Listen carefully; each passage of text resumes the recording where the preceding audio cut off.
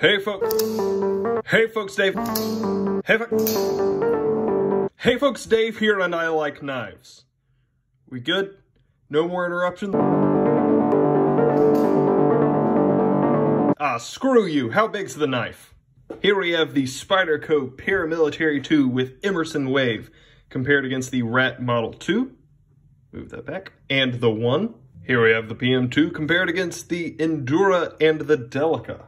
Here we have it compared against a regular Paramilitary 2 and a Para 3.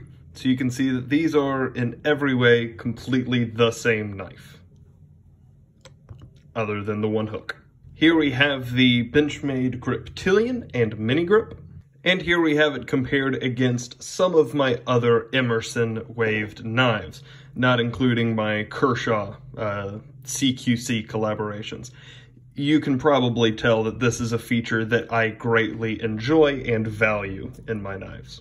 So with the Paramilitary 2 Emerson Wave, there's obviously going, because of the platform that it's on, it's a PM2, there's going to be a ton of gold here.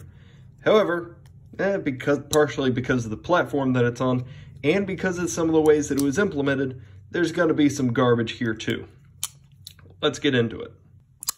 Starting off on the gold is the ergonomics. This is going to be one of the most talked about things with any iteration of a Paramilitary 2, is the canoe. Like, it kind of looks like a canoe, right?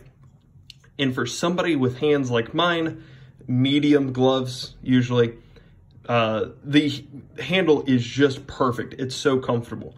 Combine that with the forward finger choil, which does take up a little bit of the blade, but we'll get to that later, and you have something that genuinely feels nice.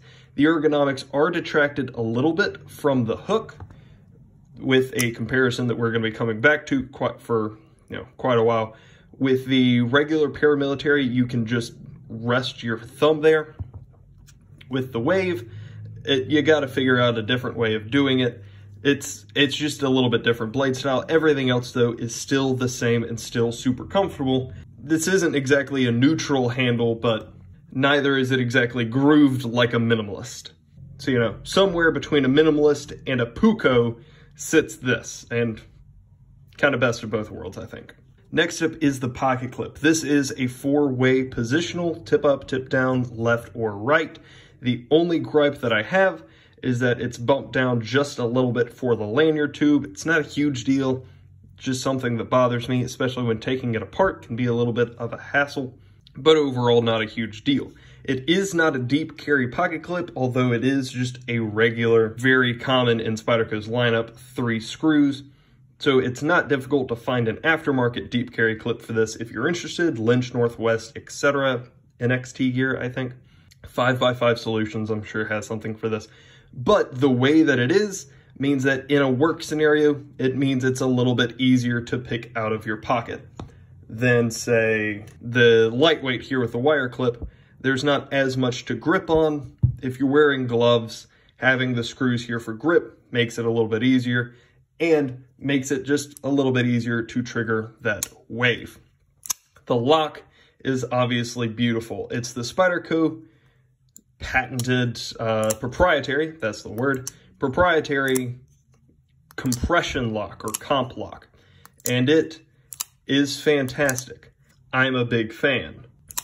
And what it allows you to do, it's obviously overly simplistic, but it essentially allows you to have a liner lock for the back. It's very strong.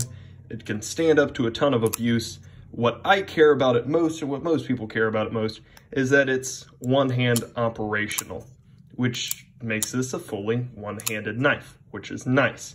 Now, the comp lock is also not super lefty-friendly. It can be done with the hole, and in this case, the Emerson Wave. This and the pocket clip can be lefty-friendly. The lock is not super ambi-friendly, although the Paramilitary 2 is so popular that in its base model, I don't know of any variants, but I know in its base model, it does have a left-handed variant. And I don't know if the liners and the scales, I know the scales fit the same. I assume the liners do as well. So depending on how depending on how motivated you are to have this, you can get to and probably blade swap. If you've ever done that, let me know. I'd be interested. I've said it several times, but this just is a PM2. All of the good here, the package, the production quality, the consistency, it's a Spyderco, it's a PM2. You probably know what this is, and if you do, you probably either love it or hate it. There are those who hate it because they call it ugly, which is a fair complaint. I just really like the Emerson hook, the Emmy hook, and it's a big gold for me, which is why I have this and have so many of these. As you saw in the intro, you just pull this thing out of your pocket and it engages. The story behind this is hilarious and stupid, but what it evolved into, an incredibly mall ninja, but what it evolved into is just a way to open your knife instantly, as fast as a fixed blade coming out of your pocket, because it hooks onto the material of your pocket and just whips open as you're withdrawing it. Great idea, great execution. I love it in this instance. Another thing that I love about it, as far as variants go, is that there are 2 of these. This is a Blade Ops exclusive. I don't know if I said that up top, I will add it in. But Blade Ops is offering 2 different variants. One is the satin blade, the shiny blade, and the other is this dark coated version. With a lot of variants, they kind of offer either one or the other. Blade Ops is doing both. Greatly appreciate that. And in my line of work and lifestyle in general, the coating, the rust deterrent coating is a huge help for me. So I greatly appreciate this. General materials are gonna be a big plus. This is S30V, standard PM2 blade, G10 handles, and of course with the handles, it is just a PM2, so there's thousands of different aftermarket, titanium, micarta, anything that you want to do to a PM2, you can do to this. Great, good thing. The blade is excellent. Now, the regular blade is a full flat grind. This is a regular PM2. With this, because of the Emmy hook, they take it and make it a saber grind, and fairly a low saber. So that thickness, the blade stock thickness, which isn't super thick on a regular PM2, I mean, it's still not super thick, it is pretty thick, and continues even lower. So this just becomes a little bit of a tougher knife. It has the same grind angle, but behind the edge. This is not going to be your slicing machine. This isn't going to be a Mannix, essentially. But with that reinforced tip, makes it great for tactical things, I guess. It just makes the tip a little bit stronger, which has long been a fear for some about the regular PM2.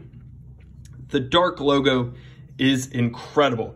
Look at that. The blade's all blacked out and stuff, like they did on the Yojimbo blacked out. That's sick, my dude. So cool. Big fan. We'll be coming back to that. And the price is $170-ish dollars, which makes it not a terrible lot more than the regular PM2. Regular PM2 is about $160, $170. The PM2 Emmy's about $170. So they're about the same price, which kind of is a gold that it's not much more expensive, but the garbage, we'll go ahead and start with that, is that, yeah, that's very expensive. The PM2, when I first bought this one, was $120. That was a lifetime ago, but in actuality, only a few years. It's a lot of money. It's a lot of money. The coating lines, it's actually weird how poorly done that is. And it sticks out to me because it's not something you can see there on the tip where it kind of shies away from the tip. It's not supposed to. It's supposed to be flat and beautiful and perfect like this side. That side's weird. It's just, it doesn't matter. It's just a weird QC issue that you don't often see out of Spyderco. So literally does not matter at all, but just a weird thing that I noticed. Sharpening choil, Spyderco does this intentionally, but whatever. Spyderco does not like putting sharpening choils on their knives, so that they like the beard because it keeps it away from, instead of a material getting bound up by the choil, it pushes it away. That's how Mr. Spyderco has explained it. It's a valid opinion, one I disagree with, but fine. Another one of the weird things that literally does not matter, but I noticed and think is interesting, is the weight compared. This is a regular PM2, it's 3.875 ounces. This is the Emerson, which you think, or at least I would think, because of the hook, there's a little bit less material there. Maybe it's thicker, deeper, but surely like that bounces out, but it doesn't for some reason. It's 4.18. So 3.9 versus 4. So that doesn't matter. That's not weight that you're going to notice or care about. The weight is absolutely fine. It's just, I don't understand why this is heavier. That's weird to me. I don't understand. The most important thing about this, and the thing that is so disappointing to me, is, well, I've already made a whole video complaining about it, is the blacked out liners. Or the lack of the blacked out liners. You went so far as to black out the blade, you blacked out the logo, the writing, like it's still there. The maker's mark is still present, but it's all great. It's sick, it's sick. But you didn't do the Yojimbo thing? These are blacked out liners. Blacked out liners. It's a blacked out lock bar. Everything is blacked out. And you know what? This thing is hot. And it works like a beast. You had the choice to do that. And you didn't. And I don't know why. I'm legitimately so confused. You went halfway to making it a sick monster-y boy, and then shied away on the final step when you clearly already established that, like, you have the option to do it. I have no idea why. I don't understand. That is literally the most frustrating thing about this, is that they didn't black out the liners, which probably tells you how much I legitimately enjoy and like this knife. That is the closest I have to a serious complaint. And the price. Inflation sucks. Economy jokes.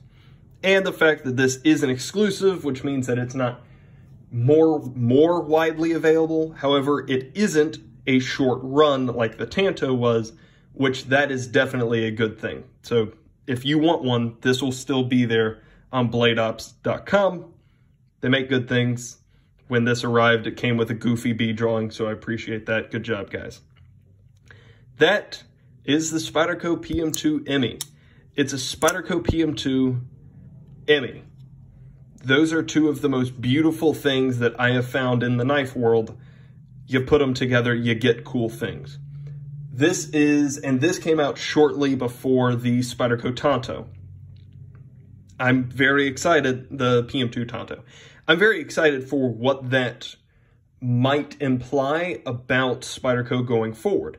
Are they going to do a full lineup of different blade type variants on the PM2? They've already done thousands of steels.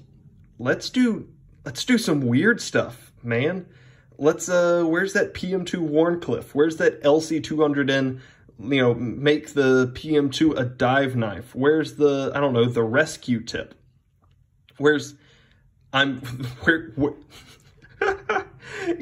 Give me a karambit Spyderco PM2. Give me a hawkbill, man. Also important to note, that's not it. The Wise Man Company, I think, is the one that does it. Wise Man Company also makes a hook, but I don't like their hook, so it's somewhere around the place. But Wise Man Company also makes a karambit ring for the PM2, and if you put that on this, that would be sick. That'd be real cool, because then it's all blacked out and stuff, mostly. That'd be cool. Anyway, this is a real cool knife that I'm a big fan of, and I hope you like it too. If you do, let me know. If you don't, also let me know. If you have any questions, comments, concerns, or suggestions, let me know down below. And other than that, y'all have a great day.